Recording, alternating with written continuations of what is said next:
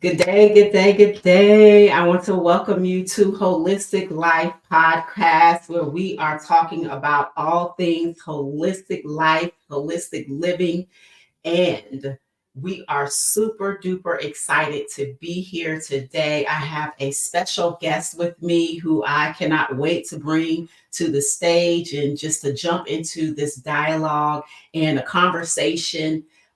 Who is going to be joining us today, our special guest. And I'm going to tell you a little bit about her background. She has extensive experience as a mental health therapist and an excellent, impressive academic background in psychology and theology. So, Dr. TaJuana Wade, is here to share some of her invaluable insights on inner healing, overcoming trauma, and transforming our lives through spirituality and understanding. And so, if you are one who is interested in learning more about personal growth, the effects, we're going to be talking about compassion fatigue and just some other things, this episode is for you. And so I want you to get ready to welcome to our stage on today. Welcome to the house, Dr. TaJuana Wade. Let's bring her up to the stage. Welcome, welcome, welcome. Thank you for having me. This It's a blessing to be here. Just want to say thank you so much. It's an honor to be here and to just talk and share um, Yes, my passion. yes, My yes. passion. Yes, you were one of the ones that I definitely thought, when I was looking for some guest interviews, you were definitely one that I was considering, just as in the short amount of time that I have known you, just in following your journey and knowing just some of the things that you have been doing in this particular area. So let's jump right into the conversation on today. I want you to first just start off by telling us a bit about your journey into the fields of psychology and theology, and then how these disciplines are intersecting in your work. Um, my journey is actually interesting because I had no interest in psychology when I was an undergrad initially. I was a pre-med major, matter of fact. And so Mhm. studying, I was so adamant about becoming a medical doctor. However, um, I had an interaction. So I had two professors. I had one male, one female, both African American. One taught me my very first course. I did not like it, and so I had to repeat it because I thought it was boring. And so when I transferred to another school, African American female, she taught psychology, and she explained the intro part, Freud and things very, very differently, and it caught my attention. So I Mm. felt that if I could take the back door, so a lot of us in the field in medicine, they know there's the back door into, at the time, into medical school. You didn't have to major in necessarily all the sciences. So I thought if I can change and go into psychology, it would be better. I think it sparked my interest even more when I attended a Christian university, by the way, that did not believe in the power of the Holy Spirit or the works of and the gifts of the Spirit, but God was still in the midst. So while I Amen. was studying in my intro courses, a lot of times I've heard in churches and ministers preach against psychology. And so I was trying, Mhm. and they're struggling, trying to keep my open mind. And God just began to reveal to me where he was in even the theories. It's Mhm. even with Freud, Sigmund Freud, and it was like, wow, really? And I think that started my journey. And so I began to see God move and God in psychology. Some people say it sound heretic, it sounds heretical, but it's not. It actually he's in everything, and Yes. so that led me to when I suffered an injury in 2000. In 2000, I began to look other ways and say I'm not going to go this path of pre-med. So I decided to change and go into psychology because I graduated with my undergrad in psychology. And then I Mhm. was like, okay, let me go into counseling. But in order to get into counseling, I had to sign up and and look for courses and university. So what happened was I actually applied to Oral Roberts University. But they tried to, and they did say do the first one, which is theology, and then add the counseling, and that's how I end up into that. Mm-hmm. Yeah, so very, very interesting. God tricked me into seminary because I was like, oh, I just go and study about God, learn more about God, Yeah. and so when I got there, they were saying seminary. I was like, no, this is not seminary. This says theological. This is, Right. theological. And they were like, dude, what do you think seminary is? And I went, no way, God tricked me. So he really Yeah. peeled that information back because it was preached so much. I've heard preached against, attending seminary. So that's how Mm-hmm. I kind of got into both. It sounds a little bit by accident, but God knew. Yes, yes. He does. He has a plan for us, he'll have us doing stuff and it's just like, oh, this is what we doing.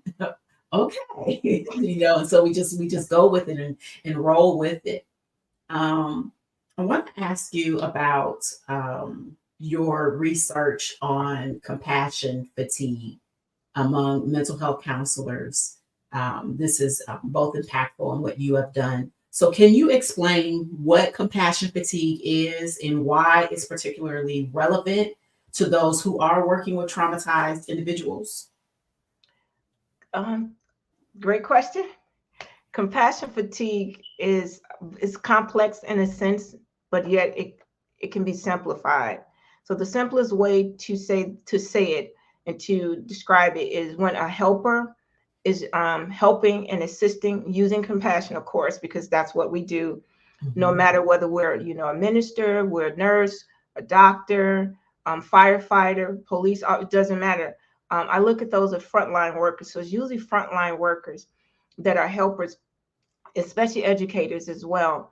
And so they're helping, and when they help with the compassion. That's what comes from them, not just empathy, but that compassion. So they're compelled, and so they want to help someone out of a situation and better their situation. And so that's what compassion fatigue. That's what compassion is that can lead to compassion fatigue, because when you're using and functioning in compassion like that sometimes you come across individuals that have had traumatizing experiences. And so for you to sit there day in and day out, work with individuals and hear stories, and sometimes in with mental health counselors, we hear people's stories over and over again. And so Mhm. there's a component that is what we call secondary um, traumatic stress that Mhm. the counselor, the mental health counselor, or the person, the helper, can experience as well. And so all of that is combined with burnout, but then what we call secondary vicarious trauma, which means that you necessarily, when you're helping, you didn't experience that firsthand, but it feels like that you're experiencing it as you Mhm. hear the stories over and over again. So as a result, people become more what we call hypervigilant. They experience more anxiety. They may tend to isolate when Mhm. they're done with work. Sometimes people visualize, they depersonalize. They have these visualizations, of that person's actual, but they think it's theirs and it's not. So it's a Mhm. carryover as well. And then also too, cynicism. I think that's how I came into it and knowledge about it, because I became cynical as a therapist. Mm. My Okay. my whole attitude was, when I heard sometimes the stories working with children and their mothers and listening to the mothers, and most of these children were abandoned by the mothers or in foster care or something to that degree. And my attitude was, yeah, kind of heard it. Everyone has a story. And so Mhm. being cynical like that, and I had a conversation with my supervisor, and because I got convicted, and I was Mm. like, because it wasn't right. And she said, "Oh, compassion fatigue. That's what it sounds like you're experiencing." I said, "Compassion, who?" And so she was Wow. explaining it to me, Yeah. and for me, I'm going, that's just weird or wicked. It just sounds, it's like, Mhm. how can you use something that's so precious to help someone and then turn around and it's like a double-edged sword, it can cut you. And so Mm. she told me, she said, research about it. And that's what led me into doing more research, and the research with mental health counselors regarding compassion fatigue. That was my very Wow. first research project on that. Yeah, that Mhm. topic. That's interesting. And as you are sharing sharing on that, a thought came to my mind when it comes to, and I know that like pastoral counseling is different, but have you seen or any experience of knowing even like pastors experiencing this, but not really able to identify that this Almost is definitely. okay. Almost definitely. And I want to add too, I forgot to add that there's a piece of burnout. And so we tend to think of burnout just physical, but there's that emotional burnout that's connected Mhm. to all of that. Um, I think it was about, I want to say about 4 or 5 years ago, that was a elder in the church that I was attending, and he was really going through with his wife. His wife was sick, and she's in a nursing home, and he was just kind of just pray for me because he's really challenged. And I was just led to share with him a journal article that I had wrote, and it was called it's regarding compassion fatigue. And he read that and he was like, oh my God, this is what I've been experiencing and didn't know what it Mhm. was. Because what Yeah. I found out is that emotional burnout would feel like the physical burnout. And so a lot of times Mhm. in Christendom, people would deny it. People would deny it. It's like, oh no, I'm not burnout. It could be that emotional burnout and not necessarily, which leads to physical burnout if you don't catch it, Yes. if you don't deal Mhm. with it. And so a lot of times they are in denial. And it's like, oh no, Mhm. there's nothing wrong with me. And then I've heard people preach, you cannot be burned out. You can be emotionally burned out, especially if you're hearing, because you're human. You're Yeah. hearing other people's traumatic stories. And Yes. so I've come across pastors that ministers that physically I can discern it. God would just show me as well through discernment. You can literally kind of see it because Mhm. the physical their physical appearance, and then you can hear sometimes in their voice, or they may say something and it's cynical, and I'm going, up there it is. Mhm. There it is. Mhm. It comes across when they're teaching, or comes across when they're preaching, or just interacting in a conversation. It's like, Wow. there it is. But a Mhm. lot of times they're in denial, Wow. and not really, because I believe that they don't understand, because there's a part of us that says that if something is wrong with me, then that means that I'm not, there's a belief system that I'm not really, doing or fulfilling what God has called me to do. And that's not necessarily true. What it Mhm. is that you're human, and that sometimes we need to take a break and we need to take care of self. And I Yeah. know that there's this whole theory out here, or a belief system, that you die for the sake of the gospel. Mhm. But I think it's misconstrued, because um, in the past, when we look at our biblical leaders, the apostles and the prophets, they died, they physically died, but they were able to, I believe, so self-care. And it's all in Mhm. scripture, and God has shown me that. Yes. And so I Yes. think that's what God has given me, part of, that's my passion. That's why I'm adamant about it, is to really bring awareness that it's okay if you're Mhm. struggling, because you're human, but at the same time, don't deny it. Yes. Don't That is deny so it. true. Yeah. Yeah, that's so very true. And that's why, it's so important for us to have these conversations, because I believe that, like you said, it just boils down to a lack of understanding. And that was one of the things that I know in my experience in growing up, and, just going through, like you said, just life, as we say now, life be lifing, right? Life is lifing right now. And in leaders, it becomes very important for them to understand that when people have to take those breaks, that it does not mean that they don't have faith or trust in God. No, we are still, I'm not going to get off into a tangent, but that's really one of the passions that I have, is about us really understanding that we are spirit, we are soul, and we are body. And that just because we are spirit beings having a physical experience in this world through this physical body that we have, does not mean that we neglect that doing that self-care. And so I'm glad to hear that you are, really taking advocacy in this area and continuing to educate those that are in, the body of Christ and, the places where God has called you to have these conversations. So I'm grateful to hear that. Grateful to hear that. So, in your experience, what are some of the effective strategies? So, we've identified the problem when it comes to compassion fatigue. What are some of those effective strategies for mental health professionals to manage the compassion fatigue while they're maintaining their high level of empathy and care for their clients? Great question. In my first research project with that, I learned a valuable lesson. You have to be honest. Mm-hmm. Many of the mental health professionals that I actually researched, that they were part of my sample population. I was in groups with them training, and they were complaining and talking about, how tired they was and never having enough time, and physically they were tired. And so I thought this would be a great, sample. And I was surprised that when I saw the results and how they answered about self-care, Mm-hmm. it was almost like what we call they fake good. And so to give off that everything was okay, but that's not what we were having in conversations, And so one of the key things I say, and I believe that people, whether it's a mental health counselor, whether it's just an individual that's seeking professional care or seeking professional therapy, counseling, biblical counseling, doesn't matter. Be honest with yourself.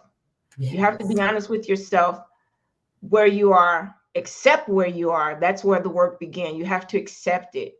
Accept that there's an issue. Accept that what I call you're leaking out. Accept the fact that you're leaking out.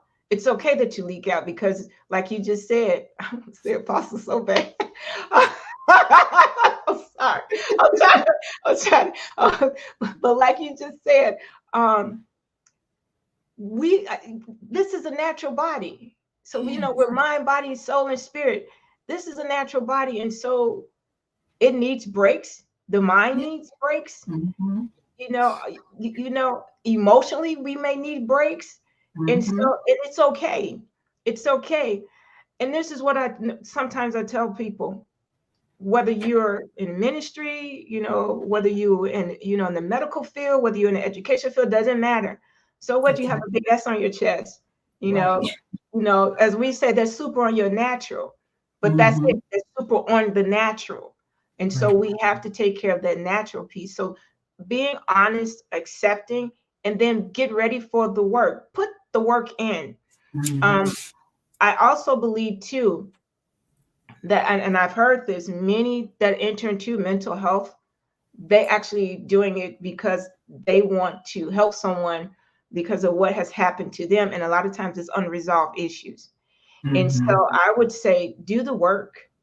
It's unresolved issues. And for some, not all, but for some that I have talked to, it's self-esteem issues. And so you work on self. Yeah. Work on self. I think that that's so important. It sounds basic, but I think that's so important. And what I've found with my recent research, which is my dissertation with spiritual leaders with compassion fatigue, is that if you have a higher power, you're connected to God, don't disconnect Mm-hmm. because you feel like you're not measuring up. In whose eyes? Mm-hmm. Whose eyes? Because God is not condemning you. And who said that you're not measuring up? It could be that you're measuring up and above, and he didn't require that. And so don't disconnect from your higher power. Don't disconnect from him, because the research has shown, and I know we're going to go into it a little bit later if we have time. But I have found out that prayer and meditation are keys to what I call, they're keys to holding back, experiencing the burnout, and that leads to the compassion fatigue. They are it's a buffer. They serve, that's what I said, their research wise, as a researcher, it serves as a buffer. So prayer and meditation serves as a buffer. when we're talking about compassion fatigue, I looked at spirituality, and that was key, because spirituality is more about relationship, connecting, connecting to your Mhm. higher power and others, realizing that there's something greater than you, someone greater than you. Your purpose is greater. You can't complete it on your own. You need that assistant, but recognizing that and then connecting, staying connected. I think that is very, very key. A lot of times when people are going through, they tend to isolate or shut down, or they have Mhm. this persona. They want to give off this persona that I have it all together and I'm great. And that's not what is required, because you may be great right now and it's 2024, but what about 2026, 2028? I hate to do this. Yes. To make it, Yes. oh, but 2030, because 2030 is coming, It's coming. you know, but we're talking about on the, and on the continuum, the long run. Mhm. Where will you be? How healthy will you be emotionally or mentally? You could be physically looking great, but emotionally and mentally, excuse me for saying, you jacked up. Right. Yeah. You're jacked up, and you're helping people. And what I found out, that when you don't do this as a mental health therapist, and because I've done this, that I'm scraping, as one person told me, that they kind of saw visually me kind of at the bottom of my barrel. I have given out, so that I was scraping to still try to Mm. give out, but I had none for me. Mm. And Mhm. I literally experienced, it wasn't compassion fatigue, but I, in 1990, I believe it was 5 or 6 or something, like 7, 6 or 7, I experienced burnout because of Mhm. school, and then I was working in the in the church. So yes, so I would say those, those, coupled with some other things, but I think that those are key, not just for mental health, but also for spiritual leaders as well. Absolutely. God has really circled me back around to biblical meditation. I always pray. But there has been, what I've noticed is that there has been such a shift in my prayer time, because of what I'm experiencing during my times of meditation. And it's life changing. And I like when you said that prayer and meditation are like buffers. And what is the one thing that most people struggle with? They struggle with praying, they struggle with meditation, and so being able to recognize that. And then something else you said about God didn't require that. We are often putting a lot of weight and pressure on ourselves. And God is like, but I'm not even requiring that of you. And so again, oh, this is so good. I love those strategies that you have shared with us on today. I want to shift into talking about a team that you worked on when you were analyzing data for research on international trauma. What were some of the key findings from your studies in Haiti, India, Sudan, and the West Bank, and how have those experiences? What was the compare and contrast that you saw? Just here in the United States. Um, it's been a while, and so I know that the data probably has changed. But when I Mhm. was completing my clinical psychology degree, we actually was part of a research team, and we actually took the data, because there was a psychologist that actually went over there to the country. So we sat down and we talked with him, and I really, really connected with him, Dr. Rhodes, and he actually explained to me the difference in what he saw in a lot of these countries. It was at the Christian University, so he was able to talk to me freely. Mhm. But one of the Mhm. key things that he said, that the trauma that a lot of these countries, they were either natural, from disasters like Haiti and the earthquake. So that was part of that Mhm. research, and research, that the data that we collected. And Mhm. then there was the West Bank and Sudan, which is man-made, um, Mm. actual, um, because of war. And so the trauma Mhm. um, was a result of man-made, which was the war, the inner war, the civil war, whatever. And then there was the Haiti. And then there was India. India was a little bit different because India was based on the caste system. And so Mm-hmm. I didn't really know that they had a caste system like that, but many that were on the low part of the caste system reported having experienced verbal and also sexual abuse Okay. and traumatic experiences. And one of the things that we actually found out through the collecting the data is that many times people depersonalize, so they just kind of disconnect themselves, and that's a protective factor that people Mm-hmm. kind of do for them to continue on in life, but not necessarily. It's not healthy. It's not really. It's Right. not healthy at all. And so that's something that we found. What the one that really stuck out for me was the West Bank. And Mm-hmm. I'm just going to share it, but I'm not sharing it to be political. But Right. what I found out was from the West Bank was that Gaza Strip was very, very controversial. A lot Mm-hmm. of people just look at it, Palestinian and Israelis.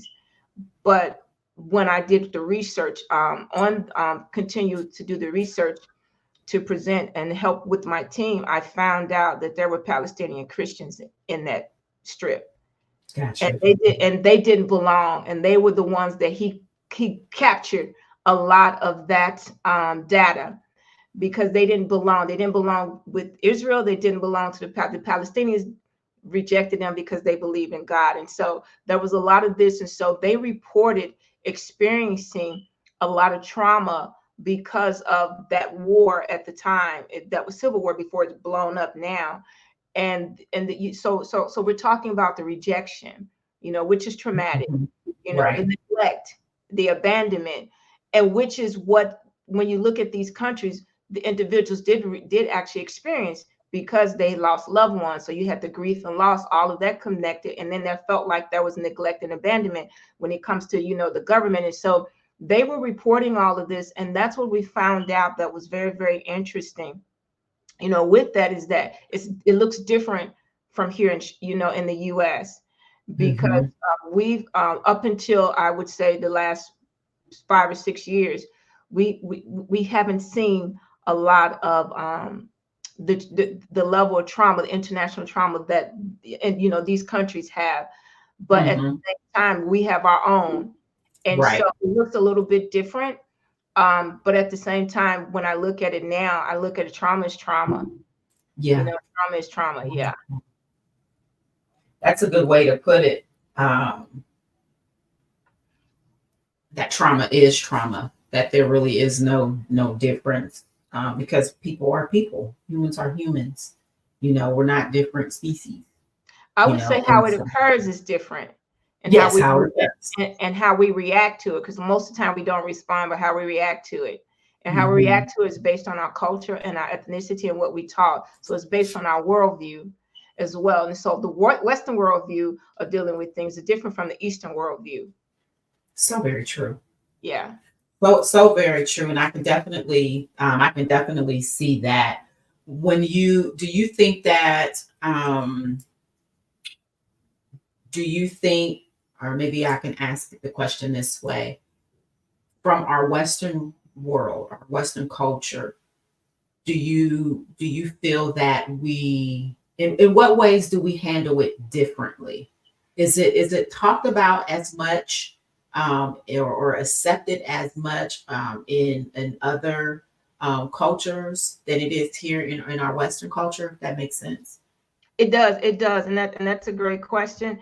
I would say that it has evolved in the last 5 years or so. Prior to that, it wasn't. It's still sometimes considered in many cultures a taboo.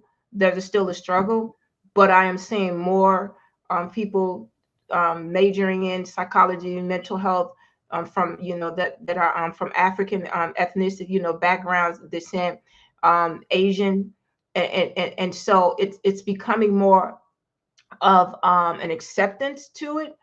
Okay. But the way that we actually approach it is different because here in the Western, we're more individualistic. Let's Mm, just be honest. We're in they're collectivists, and so because they're collective, it's about community. And so, because if you do something, or and basically in many other countries, you do something, it shames not only the family, but the community that you come from. And so they're very close, most of the time they're very close, and it's more collective. Here we're more individualistic. And so we teach that, and so we function from that. And so our approach is like that.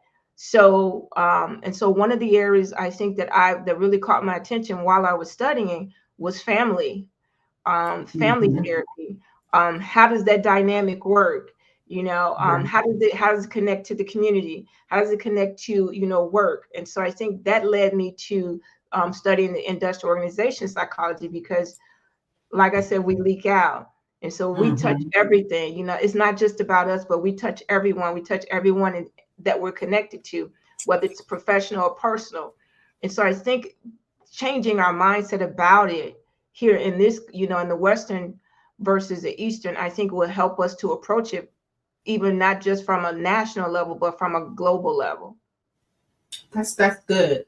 I know just in my personal circle that we do find that healing is better done in community.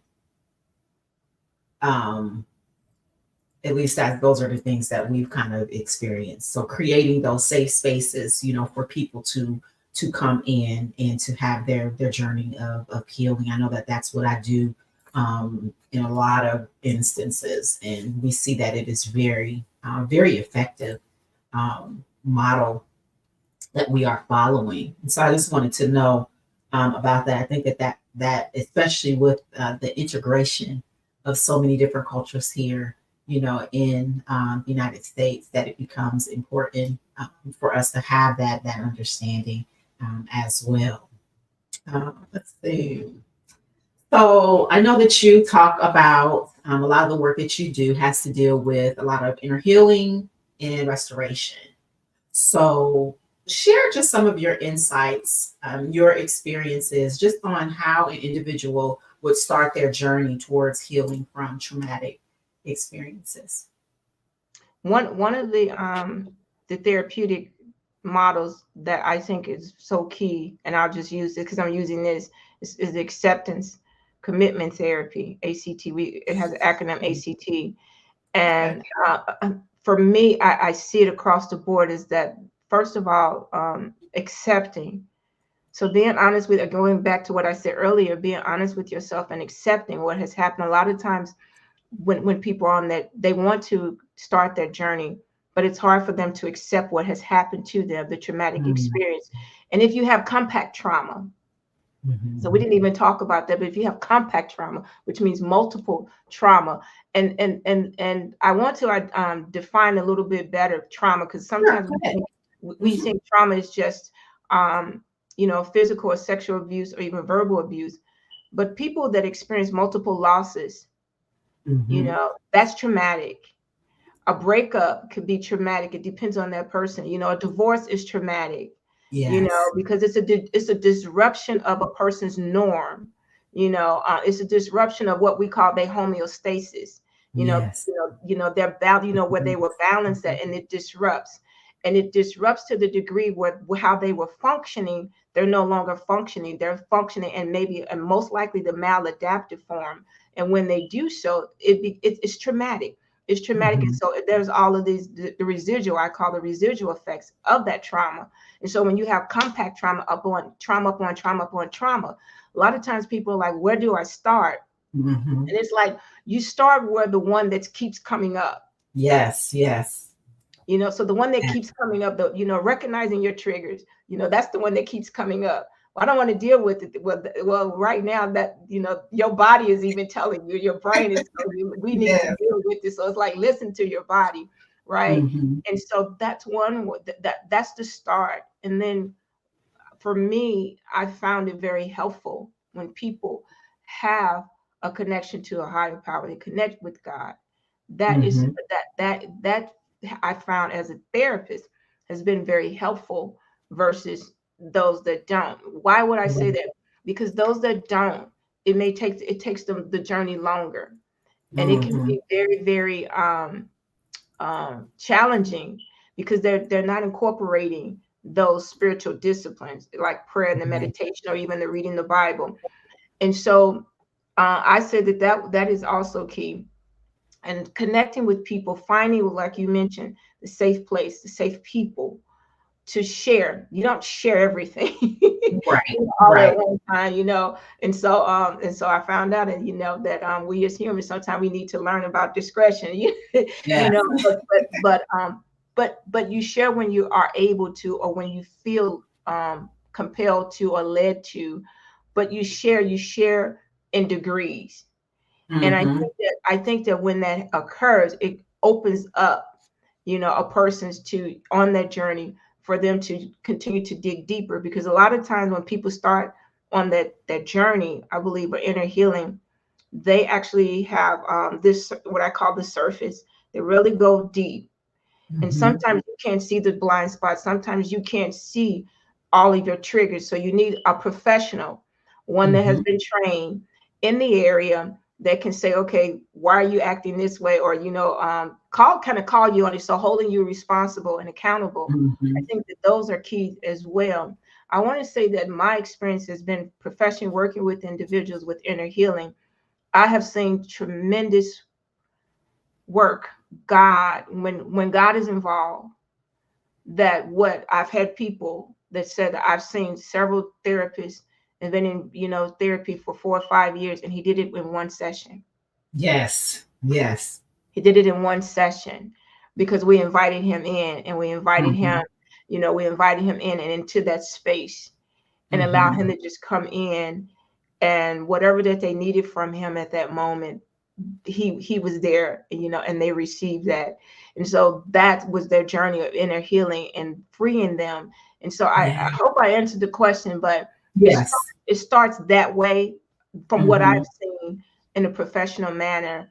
It starts that way, and it leads and it progresses. But this is what I tell everyone: healing is painful. Oh yes. Oh yes. Healing is painful. Why? So why would you say that? When you break your body, when you break a bone, when you're injured, there's an initial shock, in the Yes. body. But then when you go through that process of healing, just Mm-hmm. physically, physiologically, it's painful. So Yes, can it you is. imagine emotional and mental? Mm-hmm. It's painful, but it's doable, and it does occur, and healing is on the other side. But that's what they call the road to recovery. That's what Yes. they do, because it is a road, it's a journey. A lot of people Mm-hmm. jump off, they jump off at the first stop or the second stop. But right when they're Mm-hmm. getting to the depth of it, to deal with that I'll say sometimes it's a gross level of pain that a lot of Mm-hmm. people just, they abandon. Yeah. They jump off the train, or they abandon the ship. And it's like, I'm not going to keep doing, I'm not going to go, I'm not going to go that deep, or I'm not going to go through this. I'm tired, or whatever. It's too much work. But I can Mm-hmm. tell you from even personal experience, it's worth it. It is. It It is. most certainly is. And I had an inner healing session, I don't know, maybe a couple months ago. And just like it's like you said, just like that, this may have been the maybe the second or the third session. And it was like Holy Spirit revealed to me, okay, this is the scripture. Okay, this is what I want you to say. And literally, I could see her countenance change. The countenance of the person change. And literally, it was just like, ooh, okay, like within like 15, 20 minutes. And I said, well, I don't have anything else. Do you have anything else? Because I think that the assignment has been completed for today. That it, You it, know, and it, so it, it, yes. it, it's so powerful. I remember when I was doing my internship, we had a lady, and I was like, what did I do? And my supervisor said, you didn't do anything, you did well. And I was like, oh my gosh. But she was having problems with a narcissist, her boss. And, Hmm. and he was, gaslighting her and everything. And she was like, came in, she was so beaten. And then on top of that, she had her mom, she had a mom who was beyond helicopter mom, but this one was in her 40s. And so she was dealing with both on the end. And so God would give me scriptures, we would talk, and he'd kind of give me a scripture. And I was like, and she would throw scriptures at me, which I love, because, I went Yes. to seminary. So I was like, let's open up the word and see if this is actually true. Yes. Yes. What does the word really say? Did God really say that? And so, Mhm. so I would point things out to her, and it was empowering. And then she became assertive for herself. Mhm. Yes. And after 3 sessions, she called and said she wasn't coming anymore. She said, "I don't need you anymore." And I went, "What?" And I was like, Right. "Shit, you need some more work, you know?" And it was very, very interesting. And my supervisor was like, "Well, it's like you actually, you know, cut yourself out of a job." He said, "But that's a good thing when they say they don't need you anymore. You know, they feel." He Yeah. said she got what she needed, what she Yes. came for. And I was like, "But she could do." He said, "Even though she can use more work, that's what she needed." And he said she stood up to her mom. She laid her Mhm. boundaries, which she had never done before. And she Wow. didn't fall into, the manipulation with her mom and things of that nature. With her boss, she got the guts to leave. But before Mm. then, she stood up to him and she got the guts to leave, and you had to leave her job. And so just like I said, in one session, what a person has struggled with, when God is involved, it's free, and it can be just one session. Sometimes it can be two Yeah. sessions, but he can do the work Mhm. that they've struggled with for 15, 20 years, or even 5 or 10 years, or whatever, or seen multiple therapists. He can do it in one session. Yes, absolutely. And I absolutely love when that happens, when you see just God just work and his word work. It is so, so, so amazing. Yes. When you look at the transference of negative behaviors in the workplace, um, let's talk about that. How have you seen unresolved personal issues impact our professional environments? And what would be some ways that you would suggest that people would address that? I've seen it because of working with individuals. Most of us come from dysfunctional environments. And so if this dysfunctionalism is not addressed, then we take it into the workplace. Mm-hmm. When people lack boundaries, or they're what we call boundary breakers, they take it into the workplace. And so everything that we're working on, or we function in, Mm-hmm. we take it into the workplace. So those behaviors go into the workplace. We just don't cut them off. We just don't dismiss them, or from us, but we actually function in them. And so you have people that are in the workplace. They um they have disregard for authority. They lack boundaries. That's what I'm saying. So if they grew up in a dysfunctional family, and that was one of the things, they lack authority. They have disrespect for authority. Um, it filters into the workplace. If people have traumatic experiences, Mm-hmm. it filters into the workplace, because you just don't know what their triggers are. They may not even be aware of their triggers are. And so it could be Right. something that someone said, a smell or something that could trigger them. And then next thing you know, the PTSD is manifesting. Mm-hmm. And so all of that is cultivates into the workplace. And so we're not even aware of how what we're experiencing, or how we're carrying on. A lot of times we tend to look at it, they're doing something to me, when actuality, when I get people before me, I'm like, what are you actually doing as well? So you're telling me what's going on, but what are you actually doing? How are you reacting or responding? Most of the time we react. And Right. so because of that, it actually creates more of a toxic environment. So you're dealing with a toxic environment, and then it creates more toxicity. And so, which is stressful. And so Mm-hmm. what happens is, it affects productivity. And so the person actually goes to work, but yet they're not productive. And so they're not productive based on their job description. So then Mm-hmm. when they get wrote up, or some kind of discipline occurs, then they said, well, they're after me. No, that's not it. You have a job description. Are you meeting that requirement? If you are, then that's good. But if you're not, then that reflects on you. And so a lot of times, if you're late to work all the time, you get wrote up. That is a disciplinary action, right?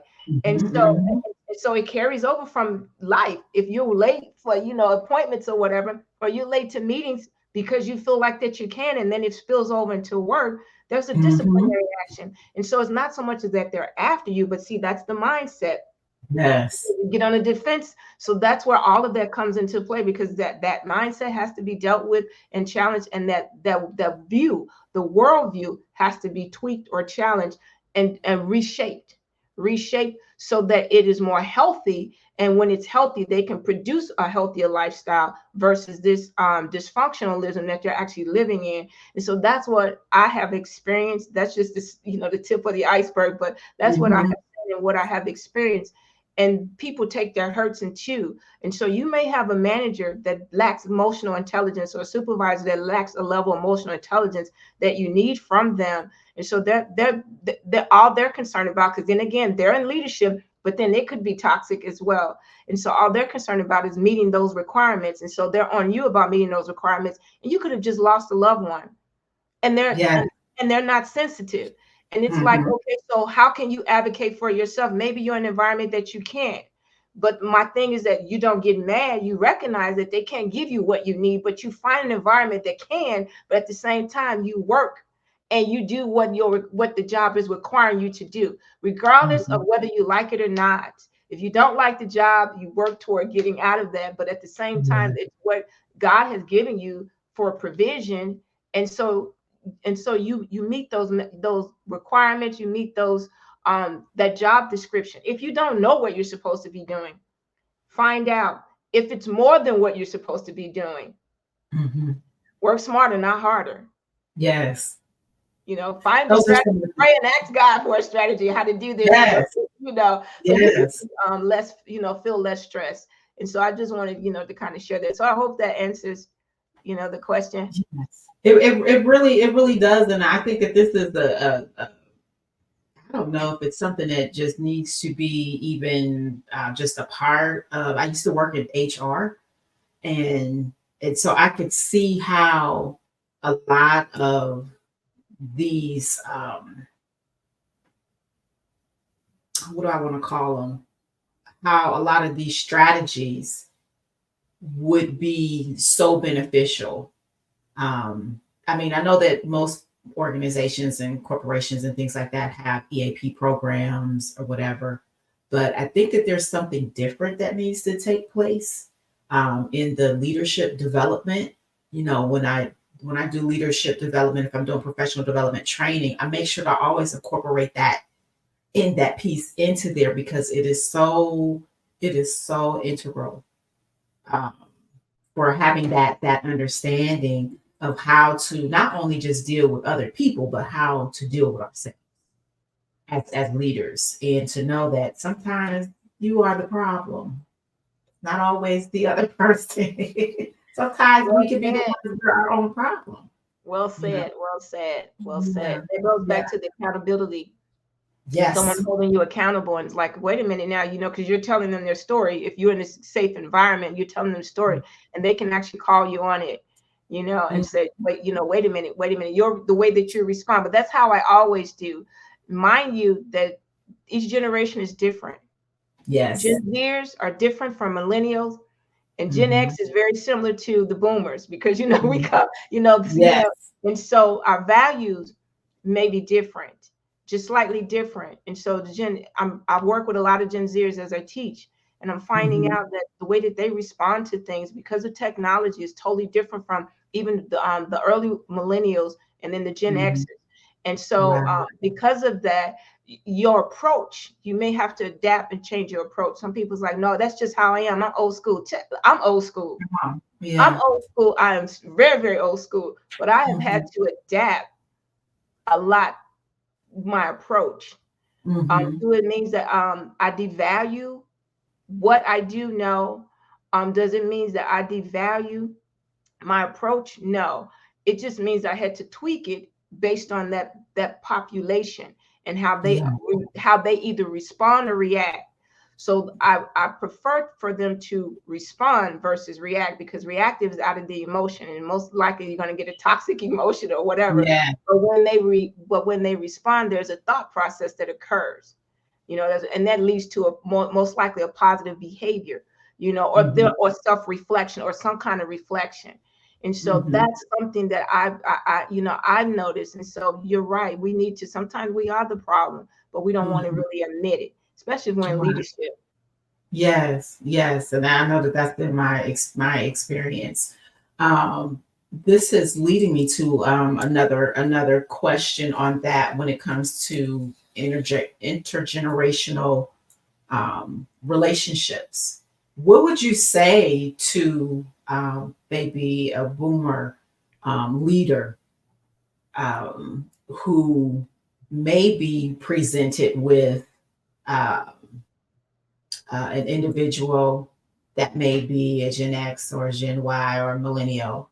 What would you say to them to get them to understand that everything is not just always linear when it comes to these types of instances and circumstances that can that can come up? What would you say, or not? I don't want to just single them out, but what would you say? How should we approach this in our intergenerational relationships, and especially in the workplace, where you have different generations working together, and it just seems like there's like a lack of understanding when it comes to working with individuals and just the interpersonal relationships.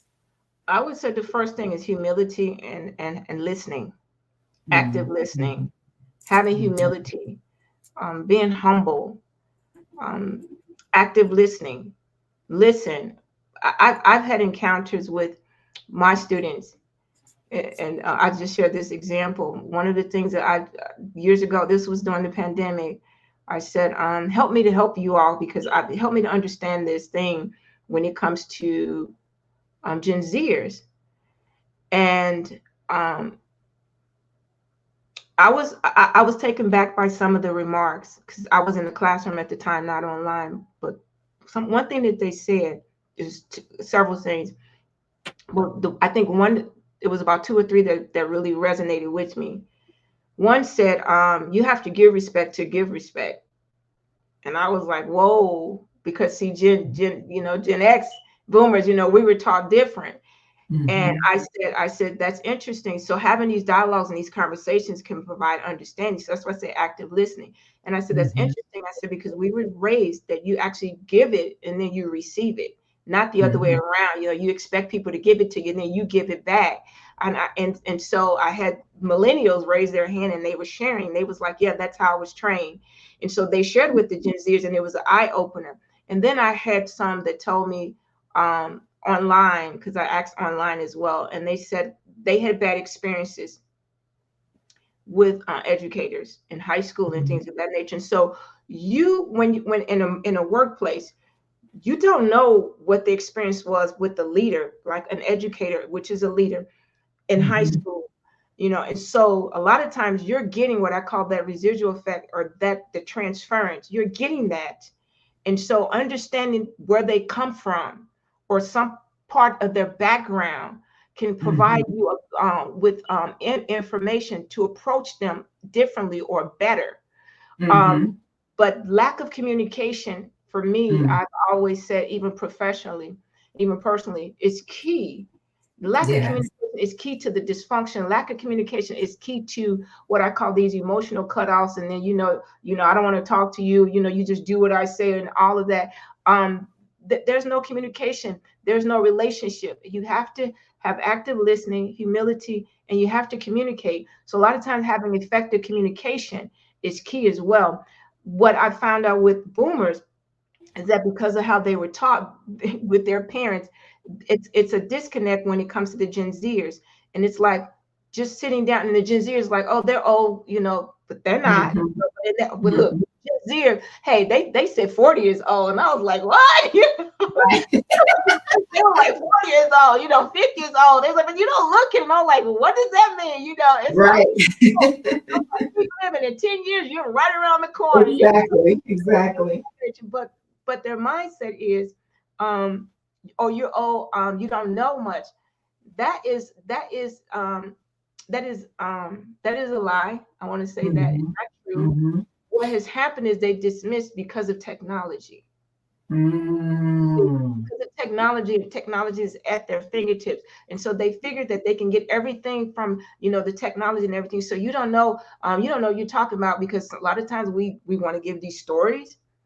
And so I'm at the point now where you use stories when it's relevant, but don't always kind of give out, and talk with all of these stories, because they're not there.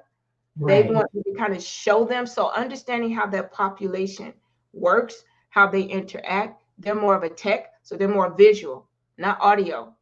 They're Right. audio to a degree, but they're visual. So they're visual first, and then most likely they're audio second. Whereas with us, with some of the boomers was like, show me, you had to, because it was hands-on based on their Mm-hmm. parents, the training, right? And then the Gen Yes. X kind of got a little bit, you know, Yes. and so and so understanding the millennials, they just, like picking up, they're grabbing from here to technology, because they were in that, at the beginning of that whole age when it burst open. And then they have a lot of the old school, and so some of them do. And so just understanding, I think, how each generation interacts and what they like and what they don't like is a start to have those conversations, to bridge the gaps, to bridge. Yes, that's so good, and I believe that we do have to continue to create those environments so that we can continue to bridge the gaps, because there is still a gap that we are seeing and experiencing, and again, the humility, active listening, effective communication, and even the technology piece, not being afraid of technology, or having an understanding of technology and how they are using it, to get some of these understandings, these thought processes that they have. And so that is so, so, so, so good. I want to just ask you one last question, and this would be for any of our listeners. We've had such a great conversation here, but for any of our listeners who may be experiencing some compassion uh, fatigue, what advice would you give them for how to begin to address it? Being honest with yourself, where you are at, um, seeking understanding of it. Um, don't freak out, Hmm. but don't ignore it. Being Right. honest with yourself, that's where you start. Does it devalue who you are? No. It just says that you're human, and understanding that and accepting that.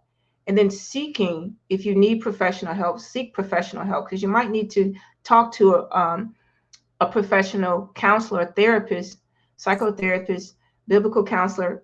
You might need that, because it could be that you have some unresolved issues yourself. Hmm. And so you're Hmm. you're pouring out and helping others, but yet what you're hearing with their traumatic experience is triggering your trauma. Hmm. It's triggering your trauma. And so I would say start there.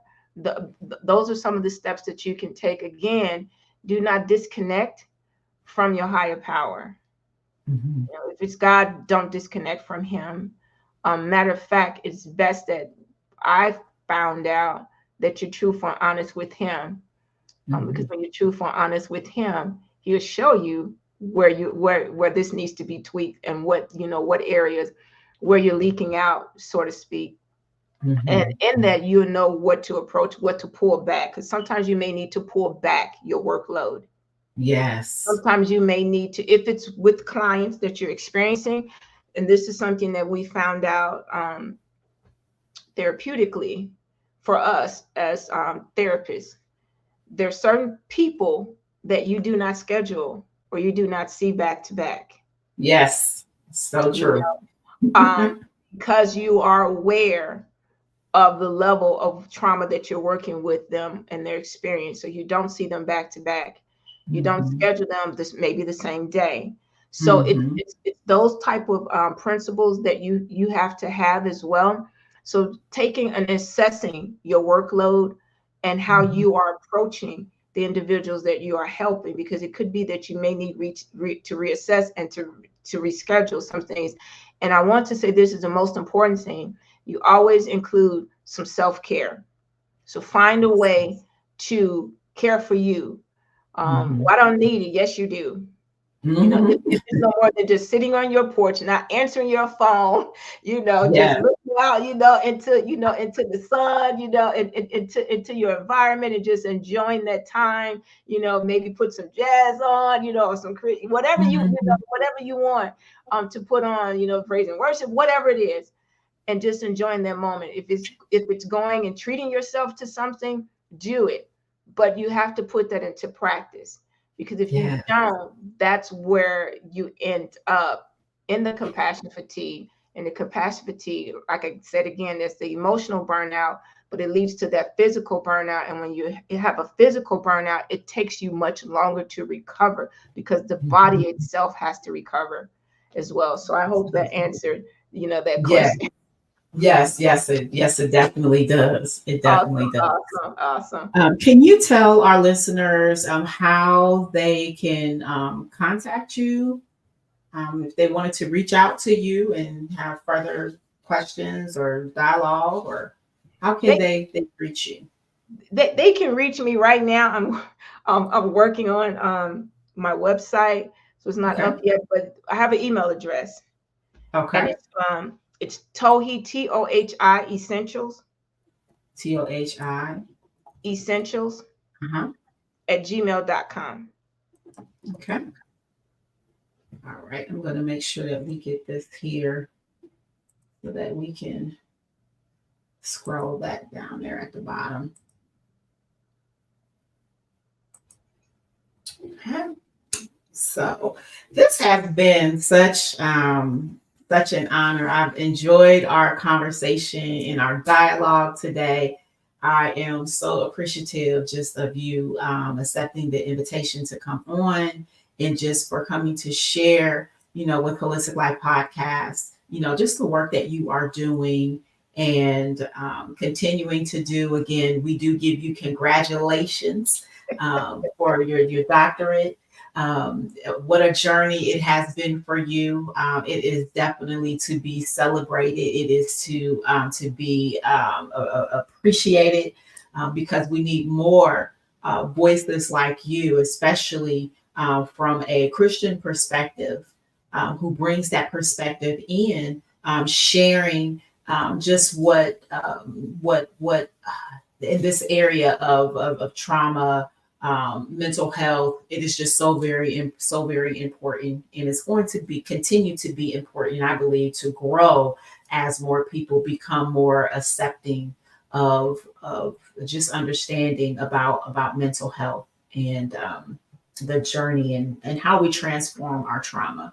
And Yeah. so thank you so much for being with us on today here at Holistic Life Podcast.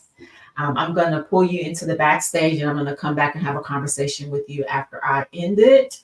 Sure, sure. Thank you for having me. It was a blessing. Welcome. You are so welcome. Well, I hope this has been a blessing to you all. It certainly was a blessing to me.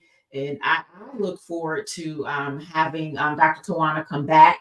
I would love to do a panel discussion with some of those people that are in my sphere of influence, so that we can continue to have these conversations and these dialogues. Again, I am Shelby Frederick, and you can reach Dr. Wade here at her email address here on the screen. But I am getting ready to sign off. Thank you so much for tuning in to this Holistic Life podcast. We are looking forward to coming back with some more guest interviews and just some things that I will be bringing and presenting. But we are going to catch you on the airwaves the next time that we come through. God bless you all.